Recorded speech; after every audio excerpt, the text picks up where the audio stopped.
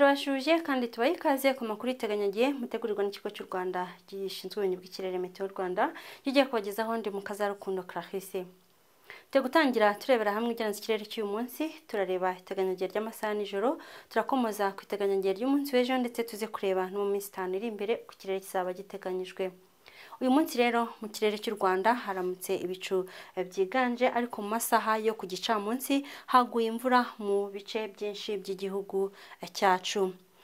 Mu masaha nijoro rero hakaba hateganyijwe imvura cyane cyane mu bice byo mu burengerazuba bw'igihugu cyacu, mu ntara y'amajyepfo, ibice bimwe na bimwe by'amajyaruguru ndetse no mu karere ka Nyagatare aho no mu bice byo mu burasirazuba. Ahandi hasigaye hakaba hateganyijwe ibicu biribuze kuba byiganje.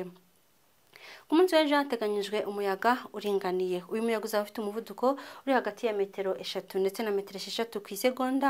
Uyu muyaga kandi uzaba uhuha uturuka mu bice byo mu burasirazuba werekeza mu bindi bice by'igihugu. Reka turebere hamwe rero ku munsi w'ejo muri rusange uko ikirere kizaba cyitwaye. Turahera amasaha mu gitondo tuze kureba no ku gicamunsi ndetse turaza gukomoza no ku bipimo by'ubushyuhe biteganyijwe. Mu ntara y'amajyepfo hateganyijwe imvura mu karere ka Nyamagabe na Nyaruguru ndetse no mu karere ka Muhanga. Ahandi hasigaye nta mvura ihateganyijwe, ariko mu bice byo mu burengerazuba mu turere twaho twose ho hateganyijwe ibihe by'imvura. Akarere ka Nyabihu rero niko gateganyijwemo igipimo cy'ubushyuhe cyo hasi ugereranije n'ahandi mu gihugu kizagera kuri °C 12. Mu ntara y'amajyaruguru naho mu turere twaho twose hakaba hateganyijwe ibihe by'imvura. Igipimo cy'ubushyuhe muri iyo ntara cyo kiri hagati ya °C 14 ndetse na °C 16. Akarere ka Musanze na Burera no hateganyijwe kugira igipimo cy'ubushyuhe cyo hasi muri iyo ntara y'amajyaruguru.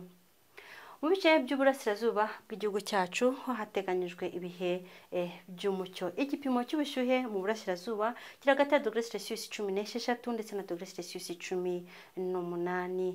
Umujyi wa Kigali ukaba uteganyijwemo ibicu bitazatanga imvura ndetse n'igipimo cy'ubushyuhe kizagera kuri °C 19.